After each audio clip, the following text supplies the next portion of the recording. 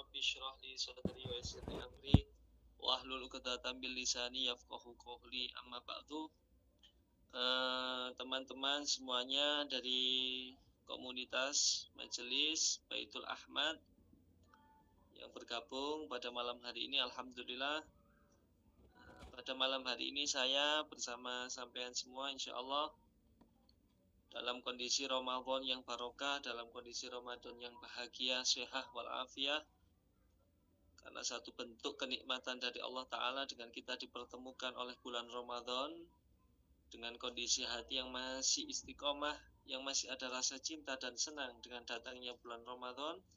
Alhamdulillah, ini adalah satu nikmat yang patut disyukuri oleh saya dan sampean semua pemirsa, semua audien yang hadir pada malam ini di dalam Google Meet ini.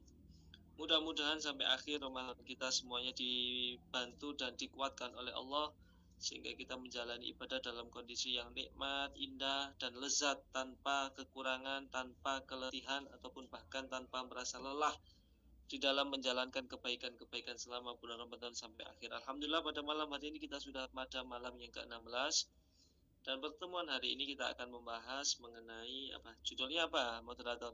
Ifah, ya. Ifah, Izzah, Marwah. Iya, Ustaz. Nah, di dalam Islam itu memang banyak sekali mengenai pembahasan-pembahasan tentang etika dan tata cara berkehidupan yang membuat kehidupan juga bisa jadi lebih baik. Bukan sekedar Islam ini mengajarkan sesuatu hanya saja untuk bangga-banggaan atau mungkin hanya untuk formalitas, bukan.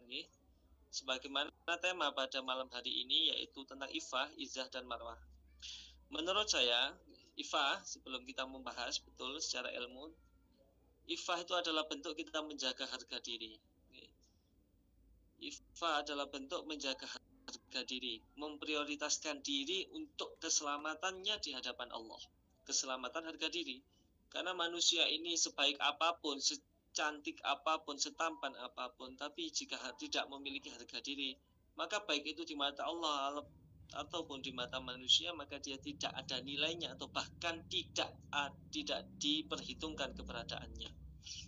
Ala kulli hal, banyak hal yang mungkin kita dapat petik dari Ifah. Akan tetapi untuk judul berikutnya yaitu Izzah dan Marwah. Izzah itu menurut saya adalah nilai dari hasil. Nilai dari hasil bentuk dari perbuatan kita Ifah. Karena Izzah itu artinya adalah kemuliaan. Jadi orang yang bisa Ifah, menjaga harga dirinya sebagai muslim, menjaga harga dirinya sebagai wanita ataupun laki-laki sesuai dengan kodrat kehendak Allah Ta'ala, syariat Nabi Muhammad, maka dia akan menemukan izzah, yaitu kemuliaan. Sedangkan marwah menurut saya juga hampir sama dengan ifah, yaitu marwah itu adalah sifat yang keluar dari ifah. Jadi marwah itu adalah sifat yang keluar dari ifah. Maksudnya begini, karena marwah itu artinya juga adalah harga diri, nilai jual atau daya tarik. Marwah itu daya tarik atau apa ya namanya, biasanya kan kalau di dalam dunia politik juga ada marwah perpolitikan. Kalau di dalam dunia pemerintahan mungkin marwah presiden, marwah raja, karena marwah ini juga bentuk daripada harga diri, atau kalau bahasa Jawanya itu mungkin aji. Jadi tema yang diambil tiga hal ini menurut saya adalah satu kesatuan tanpa bisa kita lepas dari satu yang lain, jadi tidak panjang ya. Sebagaimana Rasulullah SAW sebagai tauladan, laqad kana lakum fi Rasulillahi uswatun hasanah, adalah teladan. Maka tauladan bagi kaum wanita, mungkin di sini mayoritas wanita, maka tauladan bagi wanita ataupun juga kalau ada yang laki-laki, maka wajib jenengan ajarkan kepada anak atau istri jenengan. Kalau Rasulullah adalah teladan, karena Rasulullah adalah nabi yang paling sempurna, akan tetapi Rasulullah juga tidak bisa mencontohi beberapa hal untuk urusan kewanitaan. Maka di sini terkadang ada riwayat-riwayat hadis ataupun riwayat-riwayat tentang kebiasaan yang diambilkan dari ummahatul mukminin, dari para istri-istri Nabi Muhammad yang mulia. Atau mungkin dikatakan oleh ulama ada sosok yang sempurna. Jika beliau adalah Rasulullah, maka versi perempuan dari turunan Rasulullah adalah putrinya, yaitu Sayyidatuna Fatimah Az-Zahra. Maka tidak ada tauladan untuk sosok perempuan kecuali kita mencontoh daripada Sayyidatuna Fatimah. Oleh karena itu, banyak di antara kaidah-kaidah yang diajarkan Sayyidah Fatimah mengenai prinsip ifah. Karena ifah adalah bagian dari kesempurnaan wanita dalam menjalankan takdir kewanitaannya. Okay? Di antaranya, Sayyidah Fatimah juga pernah mengatakan sebaik-baik perempuan, perempuan yang baik ataupun wanita solihah, apa cerminan dari Sayyidah Fatimah? Beliau gampang saja mengajarkan wanita solihah menurut beliau adalah wanita yang tidak dilihat oleh laki-laki, dan wanita yang tidak pernah, dalam artian tidak pernah itu tidak pernah memandang dengan sengaja, yaitu laki-laki. Tidak pernah dilihat laki-laki secara zahir berarti juga menutup aurat secara utuh sempurna. Mungkin bagi sanad atau madhab yang mewajibkan bercadar, maka bercadar adalah bagian dari ifah. Atau mungkin dari madhab yang hanya mewajibkan menutup kerudung dengan sempurna. Sekali lagi, tidak ada madhab yang membolehkan berkerudung tapi telanjang, karena itu larangan Nabi. Maksudnya berkerudung tapi tetap dengan aura-aura menggoda. Lebih-lebih begini hadirin. Lebih-lebih wanita-wanita yang saya harapkan mencontoh daripada Sayyidah Fatimah, yang kita tahu pakaian beliau radhiyallahu anha, dikatakan bahwa pakaian beliau bentuk dari ifah. Ini kita rileks saja, santai. Bahwasanya ifah, kalau Sayyidah Fatimah itu ya taulat dan ifah yang utuh sempurna, tidak ada kekurangan. Totalitas, prioritas dan totalitas. Karena nabinya, ayahnya beliau, Kanjeng Nabi Muhammad juga mengatakan al-haya'u minal iman. Rasa malu adalah sebagian dari iman. Maka orang yang tidak punya malu, di dalam artian kalau dia sudah tidak punya rasa malu, maka dia termasuk orang-orang yang mungkin imannya bisa diragukan, atau mungkin Allah cabut keimanan dari hatinya. Mungkin dia kalau tidak puasa tapi masih ada rasa malu, kemudian makan, atau bahasa Jawanya mokel makan dengan terang-terangan, itu mungkin dia malu tapi dia makan sendiri. Bahkan masih di zaman sebelum-sebelum ini, orang-orang yang tidak berpuasa mungkin makan di warung yang hanya terlihat kakinya. Akan tetapi di hari ini kita lihat rasa malu ini benar-benar krisis. Bukan saja mereka tidak ifah, tapi krisis rasa malu itu benar-benar nyata. Krisis akhlaknya mereka adalah kehilangan rasa malu. Ini sirnya, rahasianya kenapa Nabi mengatakan al-haya' minal iman, itu menunjukkan betul bahwa rasa malu itu bagian terkecil daripada sebagian dari iman-iman kaum Islam ini, orang Islam-Islam semua ini.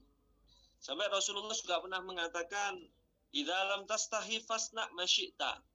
Kalau kamu sudah tidak punya rasa malu, maka lakukan semaumu. Kalau kamu sudah tidak punya rasa sungkan kepada Allah, tidak ada rasa sungkan kepada manusia, kamu mau berbuat apapun, sudah lakukan.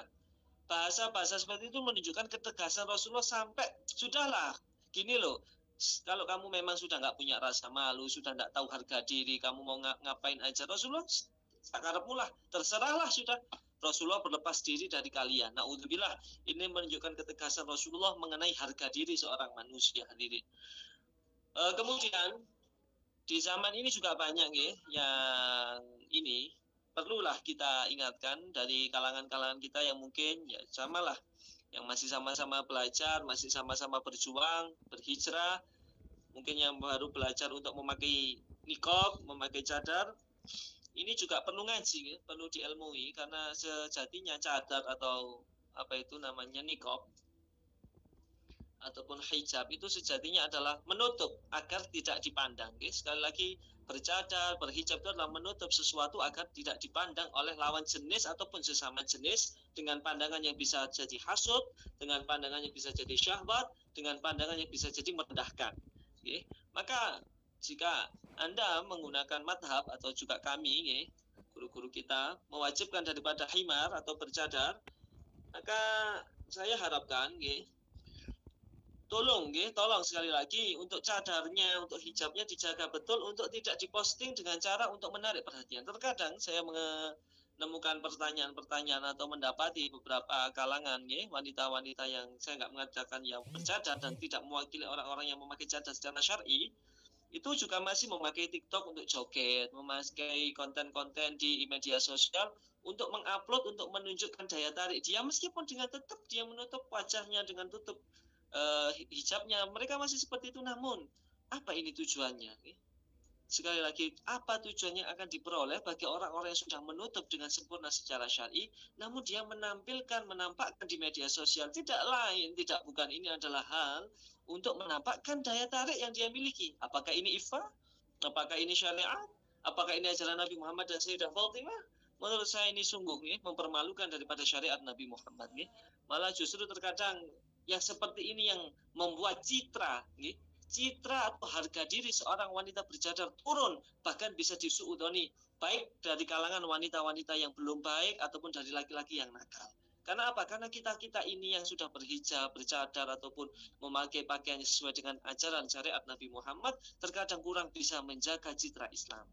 Tapi juga tetap bagaimanapun orang yang sudah berhijab, meskipun dia masih seperti itu, jauh lebih baik daripada orang yang belum berjilbab. Namun juga wanita yang berjilbab tapi masih sholat, masih puasa juga jauh lebih baik daripada wanita yang tidak sholat dan tidak berhijab.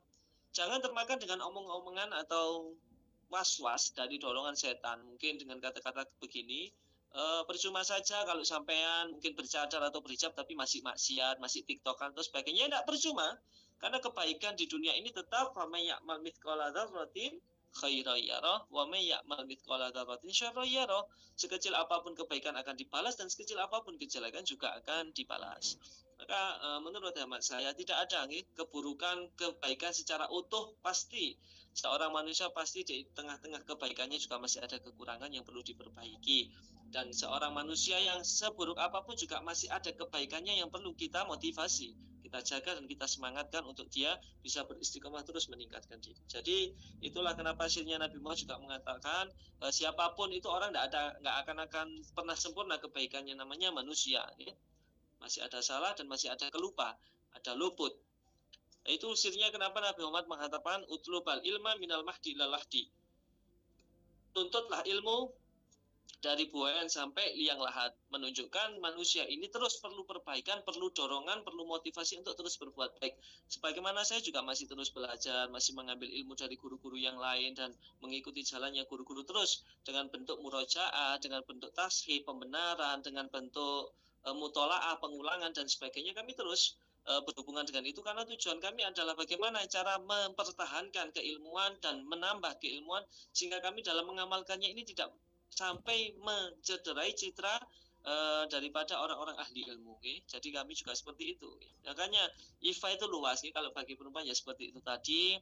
Dan kalau IFA secara umum, secara masyarakat umum, maka masyarakat kita kaum muslimin khususnya untuk bisa menjaga IFA, marwah, harga diri kaum muslimin, kita sebagai orang Islam ini harus cerdas. Cerdas dan berilmu, bukan sekedar ikut-ikutan. Misal tentang puasa, tentang puasa ataupun tentang sholat. Nilai kecilnya puasa. Semisal begini, misalnya ada orang non muslim, bagaimana jika puasa kita diremehkan? Maka cukup bagi kita mengatakan min qablikum, di ayat Quran kami mengatakan orang-orang sebelum kalian juga puasa.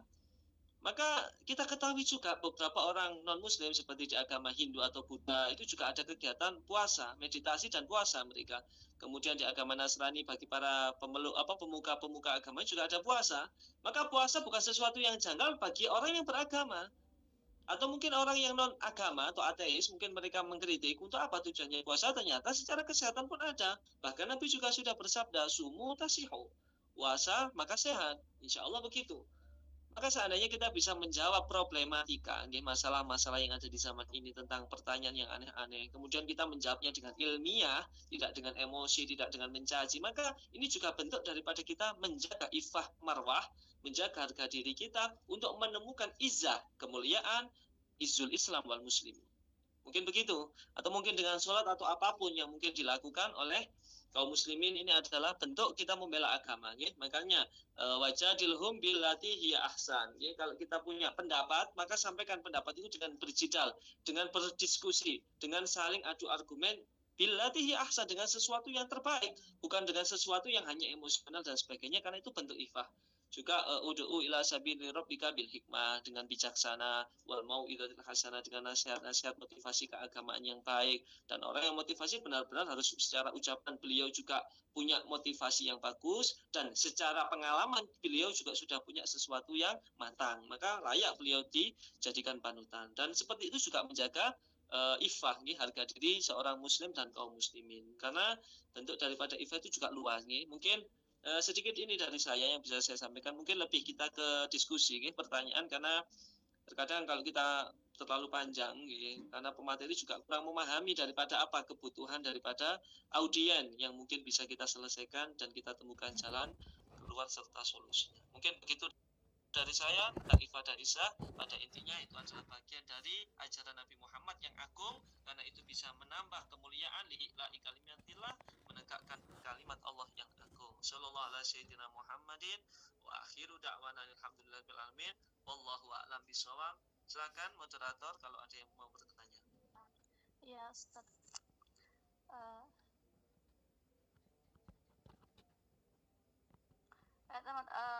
Teman-teman, kalau misalkan ada pertanyaan kita lanjut ke diskusi aja ya.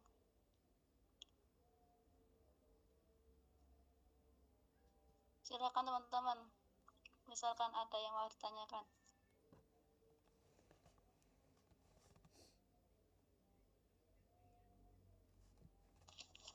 Iya.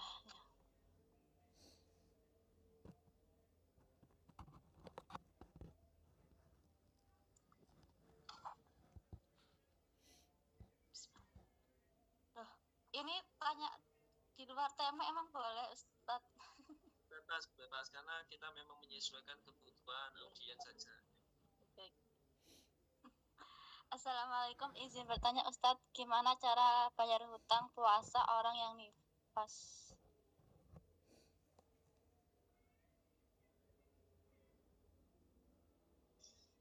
Bayar puasa orang yang nifas ya ini ya, karena ini perlu madhab ya. Karena termasuk melahirkan, menyusui, kemudian hamil, itu adalah bagian-bagian yang dirukhsah oleh syariat, diberikan keringanan. Namun ada beberapa madhab mengenai pendapat bagaimana cara membayarnya. Jadi untuk nifas, karena orangnya sudah melahirkan, misalnya orangnya melahirkan ketika melahirkan mungkin di luar Ramadan, tapi selama nifas dia ada sebagian harinya di dalam Ramadan, maka dia wajib mengqadha tanpa membayar fidyah. Mengqadha tanpa membayar fidyah. Tapi kalau dia misalnya menyusui, kemudian dia mampu untuk puasa, tidak khawatir akan bayinya, maka dia cukup jika harus membayar fidyah dan dia harus mengqadha puasanya. Dan dia ketika hamil juga sama, jika dikhawatirkan membahayakan bayi, kalau hamil hanya mengqadha atau boleh membayar fidyah. Tapi kalau tadi yang menyusui, dia harus mengqadha kalau dia memang khawatir akan bayinya. Tapi kalau tidak khawatir akan bayinya namun dia tidak puasa, dia wajib mengqadha dan wajib bayar fidyah. Jadi diatnya atau kafarohnya dua. Bukan kafaroh, diat ya. Beban hukumnya dua nanti. Begitu. Bagaimana yang bertanya? Iya, Kak. Ya, Ustaz.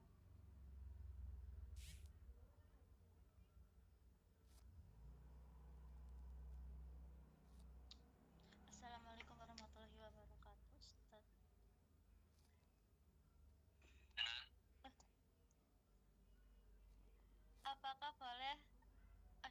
Apakah boleh pakai niqab diam-diam saat gak ada orang tua karena orang tua melarang pakai niqab, termasuk durhaka atau enggak, atau gak mendengarkan orang tua? Kalau begitu, Ustaz. Begini, masalah cadar ini memang masalah yang di zaman ini cukup kontroversi, karena ya beberapa golongan yang memang menggunakan dengan sengaja untuk simbol-simbol kekerasan, mereka menggunakan sorban, menggunakan jenggot, menggunakan cadar dan sebagainya. Itu memang kita menjadi korban fobia Islam gitu. Jadi kita ini harus sabar di dalam menjalankan syariat berupa zahiran, yaitu simbol-simbol keagamaan, harus berjuang dan sabar. Nomor dua, juga beberapa masyarakat Islam di daerah kita atau di daerah manapun ini masih awam mengenai niqab, fikih niqab. Namun ketika kita mengikuti daripada pendapat Sayyidi Habib Umar, kita tahu bagaimana Sayyidi Habib Umar mengajarkan kepada murid-muridnya, baik yang laki atau perempuan, mengenai cadar bahwa hukumnya wajib. Namun jika berangkatnya dia sudah tidak diizinkan baik oleh suami atau orang tua, maka sebagian ulama, kata Sayyidi Habib Umar, juga melarang untuk memaksakan kehendak. Cukup mana yang paling wajib, yaitu menutup hijab tanpa menutup wajah. Kalau memang suami atau orang tua masih melarang, menurut saya itu alangkah baiknya kita mengikuti mereka Apalagi kalau mereka punya alasan secara fikih, misalnya mereka intikal atau berpindah ke pendapat ulama yang lain, maka menurut saya lebih baik jenengan ikuti orang tua. Dan saya sarankan untuk siapapun yang mau bercadar itu juga bisa untuk memberkahi ya, menambah keberkahan, menambah kemuliaan jenengan atau sampean yang bercadar, maka ambil sanad sebagaimana kami juga diilbas ketika pakai tidak ya, dipakaikan oleh guru. Karena sebagaimana dulu Rasulullah memakaikan kepada sahabat, sahabat memakaikan kepada tabi'in, dan terus bersambung sampai ke para ulama zaman ini. Memang begitu, tata cara beragama memang seperti itu, dan itu juga bentuk dari ifah, menjaga harga diri. Namun jika sampean menanyakan, saya pakai kalau tidak ada orang tua, tapi ada orang tua saya lepas, ini kan seakan-akan jadi kita bimbang. Jadi stabilkan dulu, musyawarahkan dulu dengan orang tua yang baik, dan ajak orang tua ini ke ulama. Karena terkadang kalau kita tidak bertemu ulama, pakai pendapat kita yang kita utarakan, kadang anak ini kalah. Sepintar apapun, sealim apapun anak, tetap kalau di hadapan orang tua itu kadang orang tua tidak bisa nerima. Namun memang seandainya mereka punya orang yang disegani, maka berkonsultasilah dengan orang-orang yang ulama dan ajaklah mereka orang tua sampean untuk duduk bersama bagaimana tentang fikih bercadar. Tapi benar, ulama-ulama yang ikhlas, ulama-ulama yang istiqomah terhadap hukum, bukan ulama-ulama yang pelin-pelan atau ulama usuk, ulama yang ahli dunia. Na'udzubillah, benar-benar ulama yang alim dan ikhlas, bukan ulama yang cinta dunia. Jadi saya sarankan coba dimusyawarahkan dulu, karena cadar itu juga tidak sesederhana itu untuk memakainya. Ada beberapa tata cara yang diajarkan sanadnya oleh guru-guru kami. Sallallahu alaihi wasallam. Mungkin begitu Mbak. Mohon maaf.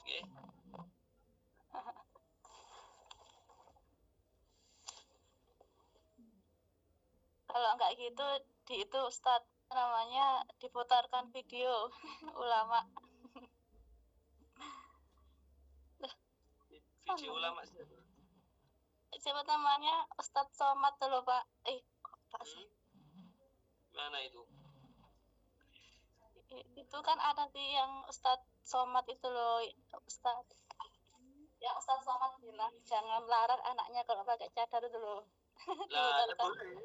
Mungkin boleh sama pakai video Ustadz Abdul Somad mengenai kuliah cadar boleh, karena memang di sini kan yang bermasalah bukan sampean tapi orang tua. Jadi yang harus difahamkan orang tua. Dan orang anaknya yang tidak boleh itu ya juga repot, kasihan, makanya yang jadi korban anak. Maka ya yang harus diperbaiki pertama orang tua. Dan sama terus berdoa minta sama Allah untuk dilembutkan hati dan pikiran anak sampean secara orang tua sampean secara baik, bukan memaksa ataupun sampai melawan, karena bentuk melawan itu juga di atas daripada kewajiban bercadar bakti itu. Sudah kayaknya banyak yang pertanyaannya, Allah alam. Boleh ya, video apapun boleh, yang penting ulamanya jelas. Berat.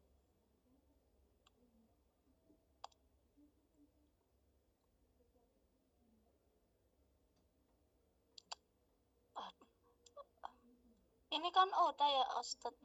Assalamualaikum Ustadz, izin bertanya, apa hukum memakai niqab? Mayoritas ulama tidak ada yang mengharamkan, semua paling minim sunnah muakkad, tidak ada yang mengharamkan. Tapi hukum urusan haram itu karena urusan suami tidak ridho, melarang cadarnya bukan melarang hijabnya. Tapi kalau suami sudah melarang hijab, maka haram mengikuti suami. Tapi ketika suami belum mengizinkan sama bercadar karena alasan tertentu, mungkin alasan apa, maka tidak boleh kita memaksakan. Jelas semua ulama, Imam Syafi'i wajib, Imam Ahmad wajib, Imam Abu Hanifah sunnah muakkad, tapi juga kalau mengkhawatirkan fitnah wajib. Kalau Imam Malik sunnah muakkad. Dan banyak ulama-ulama yang bukan mazhab seperti Sufyan Ats-Tsauri, semua mayoritas ulama mengenai niqab semuanya di atas sunnah, sunnah yang mendekati wajib, maknanya begitu. Wallahu a'lam. Ya, Ustaz.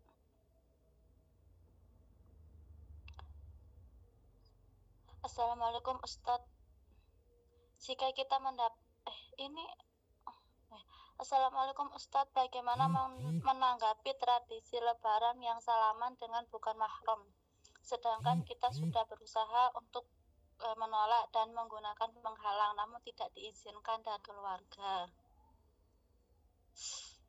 Masalah bersalaman, musafahah dengan lawan jenis yang bukan mahram, sekali lagi saya ingatkan, yang bukan mahram itu diantaranya istrinya bibi yang bukan dari saudara kandung ayah atau ibu. Suaminya bibi kok, istrinya bibi ya.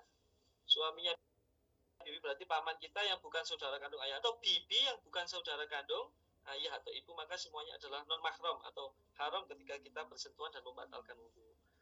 Tapi ada madhab juga yang membolehkan bersentuhan. Jika bersentuhan itu tidak dikhawatirkan syahwat, maka boleh. Jadi kalau menurut guru-guru kita di Alawiyin, guys, para habaib memang mengharamkan betul, karena ingat hadis Nabi, siapa orang yang rela bersalaman, tangannya disentuhkan kulitnya dengan lawan jenis yang bukan mahram, maka jauh lebih baik dia ditusuk dari paku panas di atas ubun-ubunnya. Itu jauh lebih baik ditusuk daripada bersalaman. Itu menunjukkan ancaman Nabi yang begitu kuat mengenai bersalaman. Tapi kebijaksanaan ulama yang ada di Nusantara, ya, saya tidak menutup, ya, karena kita tidak tahu ya, latar belakang keluarga Anda, siapa Anda. Mungkin kalau orang-orang itu sudah sepuh, atau mungkin paman bibi kita sudah sepuh, mungkin ya kita mengambil pendapat yang ringan, yaitu bahwasanya dibolehkan dengan alasan syar'i. Ya. Tapi tetap kalau mungkin saudara yang kita salam itu orangnya masih muda, orangnya cantik atau tampan, wes ini wajiblah dihindari, karena pasti tidak lain tidak bukan niatnya juga kurang baik. Meskipun awalnya baik, pasti di tengah atau setelah kita bersalaman ada ketidakbaikan kepada Allah Ta'ala. Maka saya harapkan kebijaksanaan yang saya ambil adalah sesuatu yang baik, dan mungkin usaha seperti menggunakan penghala, pakai sarung tangan dan sebagainya, ya boleh-boleh saja, boleh. Dan apapun yang bisa menguatkan sama dalam syariat ini, monggo dilakukan. Tapi kalau saya pribadi memang haram, karena kita mampu. Menurut saya bagi yang memang sangat sulit untuk menghindari hal itu, ya sudahlah, pindahlah madhab dan beristighfarlah kepada Allah bahwasanya Anda belum mampu menjalankan sebagian syariat. Dan ketahuilah itu juga ada pembelaan dari beberapa madhab mengenai bersentuhan jika tidak syahwat. Jadi saya tidak bisa memaksakan antum ya semuanya untuk menyamakan pemahaman kami, karena kita tidak tahu latar belakang. Karena juga takut ya, nanti kalau dituntut Allah padahal ada hukum yang ringan, kita kasih hukum yang berat ya. Para pendakwah ini memang repot ya, harus bijaksana ya. Jadi saya juga tidak melarang kepada antum secara utuh, tapi kalau antum bisa itu jauh lebih baik, ya. Karena kami juga mengamalkannya seperti itu, ya. Sangat menjaga betul tentang bersalaman dengan lawan jenis yang bukan mahram. Wallahu a'lam.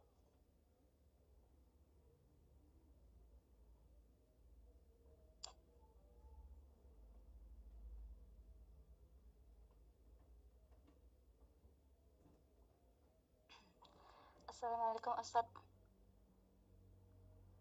Jika kita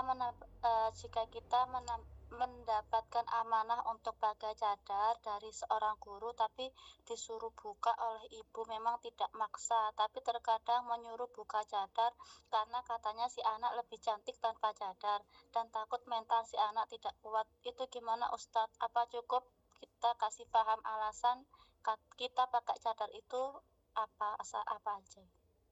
Ngerti nggak? Ya gini aja, kadang seorang ibu atau seorang orang tua itu terkadang memang perlu dipahamkan secara lembut ya, bijaksana, dan bagaimana cara kasih sayang kita kepada orang tua. Ya minta sama Allah, mungkin ibu kita ini sukanya apa? Sukanya uang, ya sudah minta sama Allah kaya agar kita bisa menjalankan syariat dengan utuh. Atau mungkin ibu kita ini suka dengan anak yang seperti apa? Minta sama Allah, ya Rabb, ibu saya ini suka kalau saya ini punya mobil, saya mau ingin bercadar dan berikan saya kecukupan untuk menyenangkan hati ibu, ya. Dan terus minta sama Allah, maghfirli wali walidayya warhamhuma ya Rabb, rahmati mereka, kasihani mereka, karena kalau sudah dirahmati Allah, hati semua orang lembut, tidak ada saling caci, saling benci, ya. Bahkan kalau seandainya ibunya adalah sosok ibu yang memegang madhab yang tidak bercadar, maka ibunya juga akan bijaksana ketika anaknya ingin bercadar. Dan ibu-ibu yang semacam ini biasanya, atau orang tua semacam ini memang orang tua yang maaf ya, terkadang kurang paham daripada ilmu-ilmu fikih. Jadi tolong difahamkan secara bijak, apalagi mengenai hukum ya, kita harus sangat berhati-hati berkata-kata dengan orang tua, karena tetap ya, berbakti kepada mereka adalah nomor satu. Dan nomor dua yang saya sampaikan, jika guru Anda sudah mengajarkan untuk bercadar atau memberikan perintah cadar, maka sampaikan ini perintah guru. Karena mungkin orang tua sampean yang juga mendekatkan kepada guru tersebut, maka alangkah indahnya jika dipertemukan antara pendapat guru dan pendapat orang tua ini agar saling sinkron. Kalau alasannya anaknya kena mental, ini ditanya anaknya kenal mental nggak ketika memakai cadar. Kalau anaknya nggak kena mental, juga sampaikan, aku nggak kena mental aja, nggak apa-apa kok, sudahlah, ini sudah memang syarat begini ya, memang kalau aku cantik ya sudahlah, cantiknya buat ibu, cantiknya buat ayah, cantiknya buat suami dan anak-anak, kan cukup. Karena kecantikan ini kalau dilihat orang yang bukan mahramku, apa sih tujuannya kecuali untuk syahwat? Kan kecantikan tujuannya hanya untuk dinikmati syahwat. Tidak ada kecantikan dinikmati oleh non mahram, ya, orang yang bukan mahram Anda. Maka kecantikan Anda apa manfaatnya kecuali untuk syahwat, ya. Maka itu bisa dijadikan beberapa alasan-alasan logis kepada ibu sampean secara lembut dan bijaksana. Mungkin begitu, Allahu a'lam.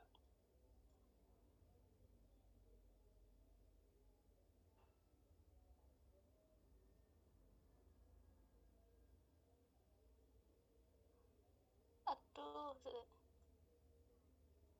teman-teman ada yang mau tanya open mic nggak?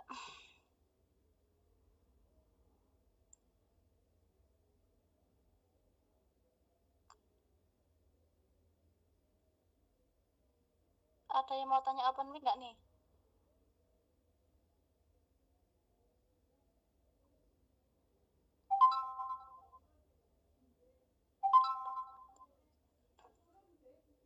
Assalamualaikum. Ayo yang mau tanya pakai mic. Ukti Lailatul biasanya pakai mic tuh. Silakan Ukti Lailatul.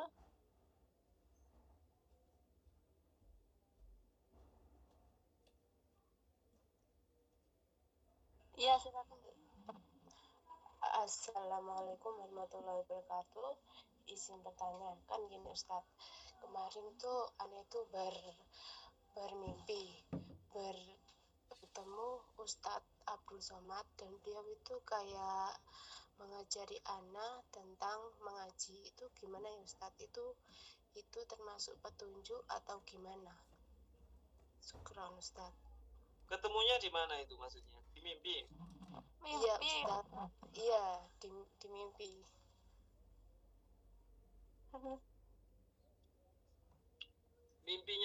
Mimpi ya. Mimpinya sebagian orang soleh atau firasatnya orang-orang soleh, jika beliau bermimpi kebaikan ataupun keburukan, dikatakan itu sebagian dari wahyu kenabian, ilham ya. Maka ya dia ukur aja, satu, jenengan ketika berangkat tidur ini dalam kondisi baik, wudu, mungkin sudah sholat, tidak ada beban kepada orang lain, sudah memaafkan semua orang, maka tidur yang sebenarnya adalah tidur yang diajarkan Nabi. Dan seandainya mimpi sama baik, maka baik juga menurut saya ya. Akan tetapi ajarannya dilihat ini bertentangan atau tidak dengan syariat. Seandainya tidak pun ya silakan diamalkan, atau mungkin dikasih amalan membaca sholawat, membaca apapun atau diajari ngaji yang seperti saya katakan, ya baik-baik saja menurut saya ya. Jadi saya tidak mengatakan itu Ustadz Abdul Somad atau bukan Ustadz Abdul Somad, juga kurang tahu saya, karena mimpi wilayahnya milik Allah, karena tidak ada orang yang bisa mengendalikan mimpi. Jadi menurut saya ya akhir saja, baik-baik saja, tidak ada masalah ya. Jadi, tapi kalau dijadikan guru boleh enggak? Seorang ulama yang ketemu saya setiap hari, saya ketemu tapi di mimpi, nggak mungkin ini, nggak mungkin, karena sahabat pun tidak bisa diterima keislamannya atau disebut sahabat jika tidak berjumpa atau melihat Rasulullah secara langsung. Ada sanad, ini makanya pentingnya sanad. Allahu a'lam.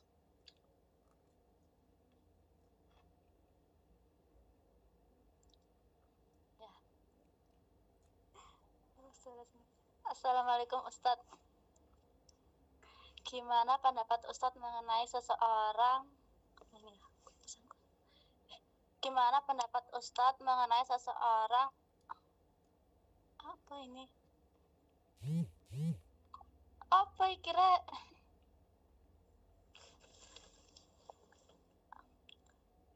Ini Ustadz gimana pendapat Ustadz mengenai seseorang yang bercadar itu tidak perlu ilmu. Lalu kalau ketika dinasehati ia selalu gimana ya Ustadz? Ya pokoknya selalu gitu loh Ustadz, banyak alasan Ustadz. Ngerti nggak Ustadz? Oke, gini loh, ya kadang kita ini begini, harus bijaksana, ya. Orang-orang yang sudah belajar ngaji, yang minim-minim sudah memahami beberapa ilmu fikih atau hukum-hukum tentang bagaimana kawaid tentang niqab, tentang cadar, itu ya juga harus bijaksana menghadapi manusia atau wanita-wanita yang baru belajar. Inilah kenapa terkadang Nabi Muhammad juga tidak mengkritik ya. Di zamannya beliau ada beberapa sahabat itu yang nakal, meskipun sholat, meskipun dekat Nabi Muhammad, dan tidak dikritik, tapi tetap jihad, dapat hukuman dari Nabi. Cuma juga tidak dikritik, karena apa? Karena ini tetap mayyahdihillah fala mudhillalah. Allah juga sudah memberikan hidayah kepada orang yang diberikan. Kalau sudah disesatkan, sesatkan. Jadi sudah kita husnudzon kepada siapapun. Sudah, kalau kita tidak mampu ya ini sirnya berarti kita ini hanya manusia. Ma'arsalnaka illal balagh, tidak ada kewajiban Rasul itu kecuali menyampaikan. Jadi kita cukup menyampaikan, tidak sampai untuk merubah, karena merubah itu haknya Allah yang mukallib. Allah mukallib, sang perubah ya, maha perubah. Ataupun dibalik, kita misalnya hari ini kita sudah paham, karena pemahaman kita terlalu tinggi, akhirnya ekstremis kita jadi kurang bisa menerima perbedaan madhab atau pendapat yang lain. Dan ini juga menurut saya kita perlu bijaksana ya. Karena orang yang berilmu itu pasti semakin tinggi ilmunya ya semakin tahu luasnya ilmu, sehingga dia tidak mudah menyalahkan dan bisa lebih bijaksana gitu. Karena apa, kalau sudah nggak mampu menasihati ya sudah, kita doakan husnudon, selesai. Apa terus kewajiban kita apa? Membuka aib, mencaci, memaki, memaksa? Bukan, itu bukan tugasnya para pecinta Rasulullah dan pengikut syariat Rasulullah. Wallahu a'lam. Assalamualaikum, bagaimana hukum sholat berjamaah di luar ruangan yang tidak ada penutup antara laki-laki dan perempuan dengan memakai cadar? Apakah harus dibuka atau tetap?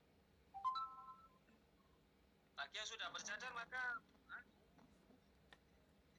ya ada yang mengatakan ya, karena bukan ketika ihram, karena kalau ketika ihram semua orang wajib dibuka kan cadarnya, walaupun yang bercadar atau tidak. Tapi menurut saya ya, kalau memang kondisi sholatnya seperti itu ya, kalau sudah terpaksa atau darurat maka ya jangan dibuka cadarnya ya, bagi yang sudah mengikuti pendapat bercadar itu wajib begitu.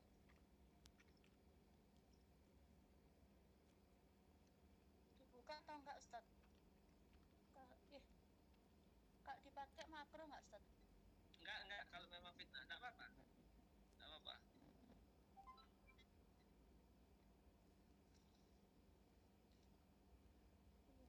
Sholat di rumah aja gede. Izin bertanya, Ustadz, kalau lagi istihadah mau sholat sunnah nggak boleh ke jeda juga ya? Kalau lagi istihadah mau sholat sunnah nggak boleh ke jeda juga ya? Kayak sholat rangkaian sholat itu harus utuh, karena yang disebut sholat adalah min awali takbir wa akhirus salam, diawali dari takbiratul ihram dan diakhiri salam. Maka kalau kejeda ya keulang, reset sampai ke restart, ya tidak bisa kecuali kalau sampai lupa, misalnya baru 3 rakaat kok sudah sampai lupa, maka cukup menambah, karena itu juga ajaran Nabi. Tapi kalau sampai di tengah sholat batal dan sampai memang batal dengan istirahat apapun atau buang angin dan sebagainya, maka wajib apapun sholatnya sama, termasuk tarawih.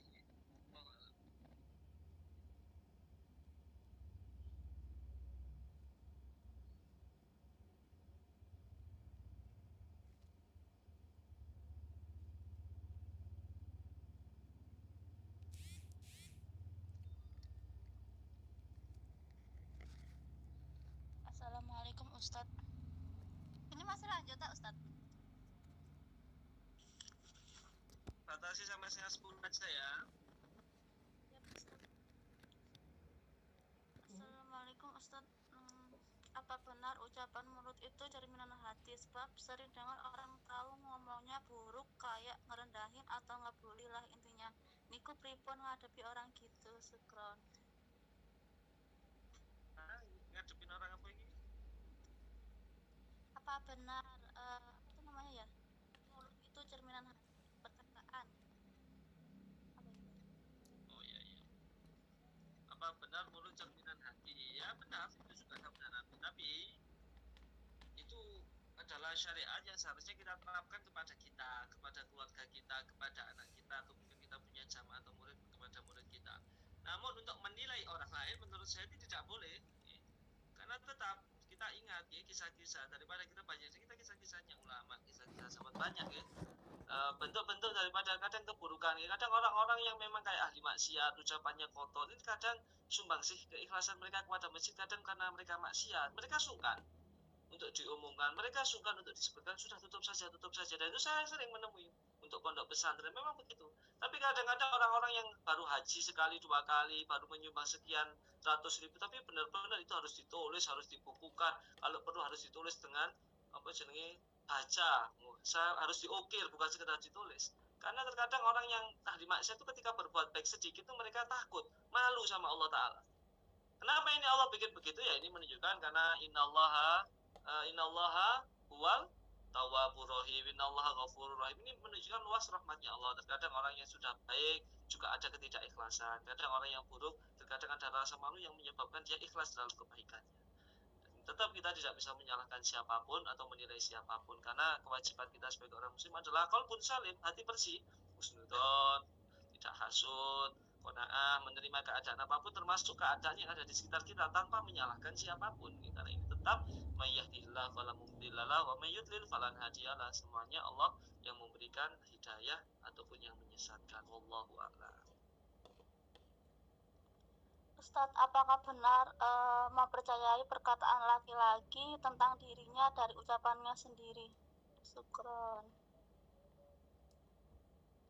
Mempercayai apa ini? Ya, mempercayai tentang dia gitu loh Ustadz. Mempercayai tentang dirinya sendiri. Pertanyaan titipan di grup. Mempercayai dirinya sendiri apa sih? Panjangnya gini loh Ustadz. Assalamualaikum, anak izin menitip pertanyaan, apakah benar ketika ada seseorang laki-laki bercerita tentang dirinya, misalkan dia itu contohnya gak suka jalan dengan wanita ataupun memandang wanita, itu ceritanya dari mulutnya sendiri dari orang lain, apakah itu bisa dinilai bahwa dirinya seperti itu? Ya begini. Menurut saya begini, karena pengalaman dari guru-guru kita, untuk menunjukkan kebaikan itu memang diperlukan beberapa saat. Diantaranya adalah mengenai ilmu, mengenai asas keilmuan itu wajib hukumnya menampakkan. Kalau Anda alim, Anda bisa mampu apa, punya kemampuan apa ada di bidang keilmuan, kesehatan, dokter, sudah tanamkan dalam diri Anda dokter dan tunjukkan kepada orang, saya dokter hewan, saya dokter gigi. Jangan sampai ketika Anda dokter, Anda bersembunyi, kemudian ada orang yang apal-apal ingin cari keuntungan sesaat, mereka juga mengaku dokter tanpa sekolah, tanpa belajar, dan ini bahaya kalau ada orang yang ahli ilmu terus menutup keilmuannya. Termasuk para ulama juga begitu, mengharuskan ulama-ulama ini memang harus tampil, harus menampakkan kebaikannya, menunjukkan sanatnya, menunjukkan apa kebolehan dan kemampuan yang beliau miliki, itu harus. Akan tetapi ulama juga dibatasi, yang ditunjukkan adalah ilmu yang kapasitasnya. Kalau menampakkan hatinya, wah di saya ini bersih, saya tidak pernah suzon sama orang, saya ini ya bukan ulama, ini menunjukkan kerendahan ilmu yang dia miliki. Bahkan mungkin yang dikatakan itu adalah hal-hal khayal. Apa tujuan orang menampakkan kebaikan hatinya, kebaikan akhlaknya? Karena orang itu kalau sudah baik tidak perlu dibaik-baikkan, orang itu tidak perlu diburuk-burukan, kelihatan sendiri, semua akan terlihat jelas. Al halalul bayin wal haramu bayin, sesuatu yang halal itu jelas, yang haram jelas. Makanya kalau ada orang perlu legitimasi, perlu pujian, perlu manis-manis lah, pemanis hidupnya, itu menunjukkan ada sesuatu yang tanda kutip ada tanda seru juga dan ada tanda tanya, menunjukkan dia tidak dalam kondisi baik-baik saja. Wallahu a'lam. Iya Ustaz.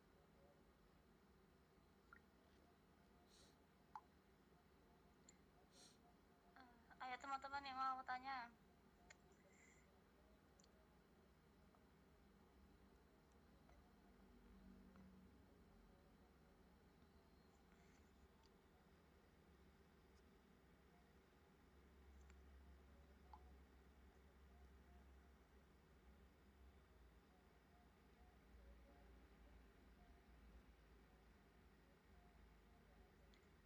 Teman-teman 10 menit lagi. 10 menit.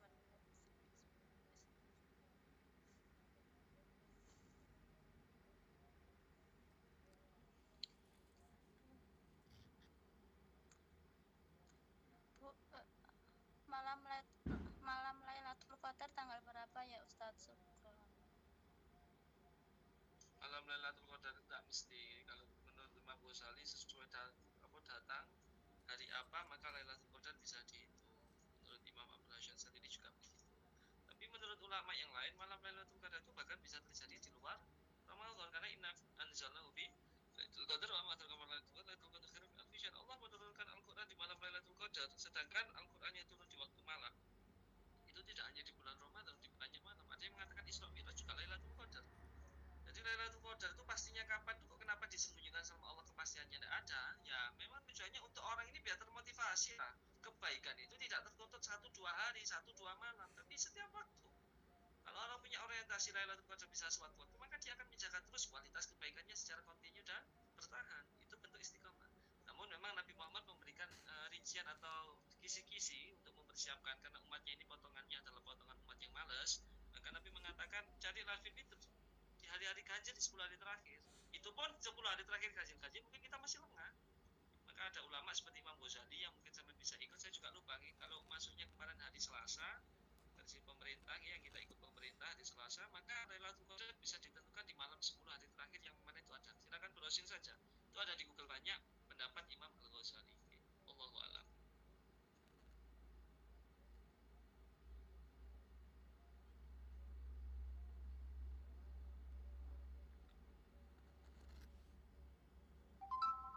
Ustadz, sebelum ditutup, ada nggak Ustadz nasihat untuk perempuan? Di luar materi, ada nggak nasihat dan kesan untuk seluruh wanita? Ya, nasihat apa ya? Saya juga tidak berani banyak nasihat ya, karena yang hanya saya sampaikan ilmu fikih, kemudian nilai-nilai dari ulama. Tapi yang saya ingatkan yang pertama itu adalah jaga citra Islam, jaga harga diri Islam. Karena dengan sama menjaga harga diri Islam lewat akhlak sampean, ini sampean sudah sangat membela Islam. Bahkan mungkin sampean lebih baik kalau tidak bisa punya medsos yang isinya dakwah, mungkin sampean tidak pinter ngedit, atau mungkin sampean lebih baik sih sampean tidak mengupload apa-apa, karena dengan tidak mengupload ini sampean bisa mempertahankan diri sampean untuk tidak menjadi bagian dari orang yang mencederai Islam, baik secara maksiatnya atau secara taatnya. Kadang orang taat juga bisa mencederai Islam kok. Mungkin dengan taatnya dia kepada Allah, dia terlalu serius sehingga Islam itu terlihat kaku, atau mungkin dia terlalu maksiat, Islam itu terlihat remeh dan sebagainya. Maka dari itu, kalau sampean mungkin bisa menjaga Islam dari kehidupan yang sampean miliki hari ini, maka saya sarankan jagalah Islam dari aspek yang Anda miliki, karena setiap yang Anda miliki hari ini adalah pemberian dari Allah, dan sampean harus memanfaatkan, memanifestasikannya secara sungguh-sungguh, dan itu bagian dari iffah yang melahirkan izzah, isu Islam wal muslimin, kemuliaan Islam. Wallahu a'lam. Ada pertanyaan ini, masih ada waktu. Ibu kayak ada pertanyaan. Ya Ustaz. Assalamualaikum Ustadz, ikhtiar perempuan, ya Allah. Assalamualaikum Ustadz, ikhtiar perempuan dalam menjemput jodoh itu bagaimana nge? Kan katanya juga harus ada usaha seperti apa? Ya, kalau perempuan itu solihah dan mungkin kok jodoh tidak datang, ya mungkin bisa dengan amalan-amalan, atau mungkin dengan wirid, atau mungkin dengan doa, atau mungkin juga dulu memperbolehkan saudara laki-lakinya, udahlah kak atau dek, mungkin sampai punya saudara laki-laki atau punya orang tua yang masih hidup, sampean bolehkan orang tua semua untuk menyarikan. Itu bentuk ikhtiar, jangan nyari sendiri. Perempuan, saya sekali lagi, jangan nyari sendiri. Oh, saya cari di media sosial, ini bukan jalan syariat, ini jalan akalnya manusia ini. Oh, apa perempuan dibatasi? Ya bukan begitu. Kalau sama mau tanya secara fikih, saya jawab secara pandangan ulama. Jadi ulama itu mengajarkan perempuan kalau ingin cari, dicarikan, bukan mencari sendiri. Seandainya dia sudah hidup sebatang kara, sebatang kiri sendiri, sudah tidak punya siapa-siapa yang jadi mahramnya, maka dia mau dibolehkan untuk meminang atau meminta laki-laki yang mungkin sampai tidak adalah tepat. Itu boleh, tapi kan ya kayak enak mungkin kalau dari audiens ini ada wanita yang sampai seperti itu. Oke, sekali lagi jangan cari sendiri kalau perempuan, kalau mau manut syariat. Tapi kalau jenengan atau antum semua inginlah kebebasan dalam mencari, ya terserah.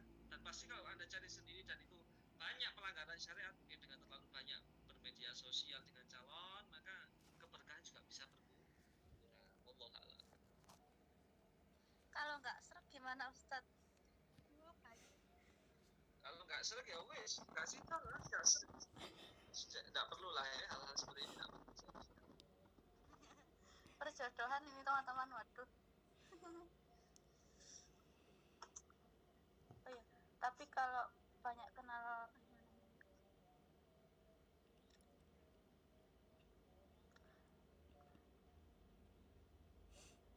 baca wirid relatif pagi petang jam berapa ya Ustadz? Kalau pagi habis subuh apa duha? Relatif bebas ya, tidak ada larangan, tidak ada ketentuan yang wajib untuk wirid. Cuma kalau Anda ingin mendapatkan sir, asrar, rahasia atau keberkahan yang utuh dari wirid atau bacaan-bacaan yang dikarang para ulama, ikuti bagaimana ulama itu merekomendasikan. Nah, kalau wirid relatif ya setelah subuh langsung. Kemudian kalau wirid relatif yang sore, maka dibolehkan sebelum maghrib, menjelang maghrib pas, mungkin 10 atau 15 menit sebelum maghrib, atau juga diperbolehkan setelah maghrib.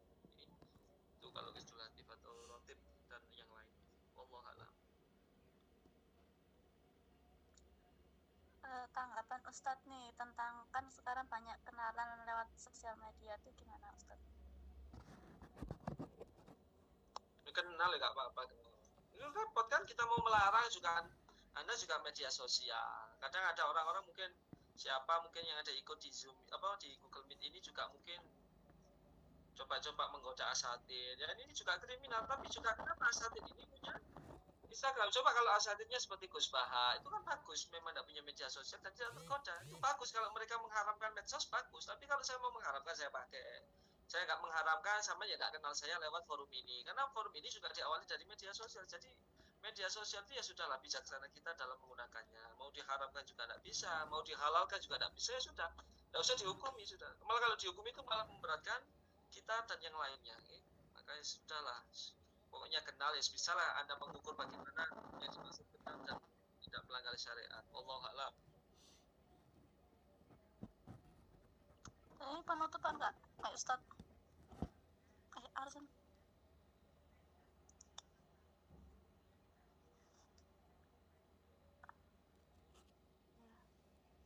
Masih ada satu lagi gitu ya? Masih ada satu lagi. Apa itu sama bacakan? Assalamualaikum. Assalamualaikum. Izin bertanya, cara menasihati orang atau cara nyuruh orang menutup aurat dengan bentuk gimana ya? Anak di sini pernah menasihati orang tapi malah menyinggung dirinya. Syukur. Ya berarti bahasa sama kurang pas, atau mungkin namanya orang itu loh, kalau dia punya penyakit, punya luka, pasti kalau diobati ya ada rasa perihnya, itu wajar. Jadi sama yang continue aja, yang semangat aja dakwahnya. Mengertiin orang itu juga butuh ketahanan. Jadi daya tahan itu perlu, bukan hanya daya tarik. Setelah tertarik, terkadang kita kurang bisa bertahan untuk berdakwah.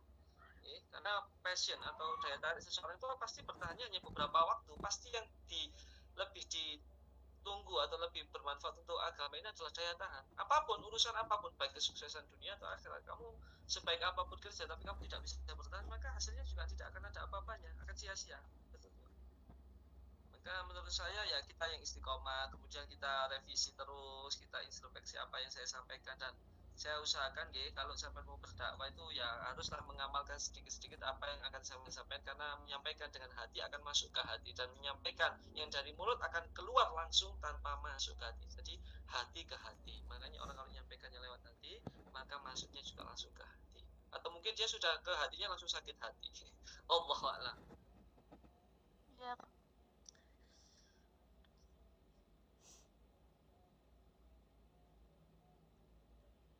Kayaknya nggak ada pertanyaan lagi, Ustadz. Masih berarti tuntas jawab saya sudah. Mudah-mudahan manfaat yang saya sampaikan ya, saya doakan semua dan doakan kita semua nih, guru-guru sampean semua juga. Mudah-mudahan sehat walafiat, kita dihasilkan ibadah Ramadan dalam kondisi yang sempurna dan terbaik. Ramadan ini baik, dan mudah-mudahan Ramadan berikutnya masih bertemu insyaallah. Mungkin bisa bergabung lagi karena terlalu sempit waktu kita. Kalau bertemu lagi maka saya harap kita bertemu setelah kita keluar dari bulan Ramadan dalam kondisi yang suci, dalam kondisi yang indah, dan diterima semua amal soleh kita, sehingga Allah mengampuni dosa kita. Yaumi maulidil fadli ummi, sebagaimana seseorang yang keluar dari kandungan ibunya suci tanpa dosa. Mudah-mudahan kita dimuliakan oleh Allah dunia akhirat. Mungkin begitu Allahu a'lam. Ada sudah moderator saya.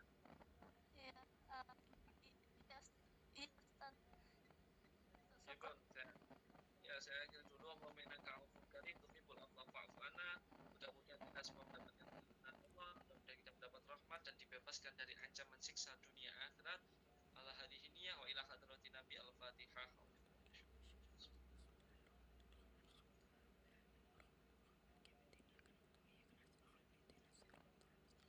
Subhanakallahumma bihamdika asyhadu an la ilaha illa anta astaghfiruka wa atubu ilaik. Subhana rabbika rabbil izzati amma yasifun wa salamun alal mursalin walhamdulillahi rabbil alamin. Saya ucapkan jazakumullah khairan.